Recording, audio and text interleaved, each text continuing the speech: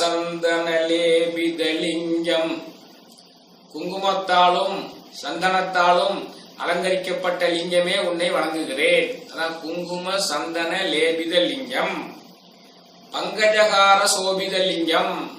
தாமரை மலர்களாலான மாலையை அணிந்து அழகாக அனைவருக்கும் அருள்பாலித்துக் கொண்டிருக்கக்கூடிய சிவனே உன்னை வணங்குகிறோம். பங்கஜகார சோபித லிங்கம். சஞ்சித பாவ விநாசன லிங்கம்.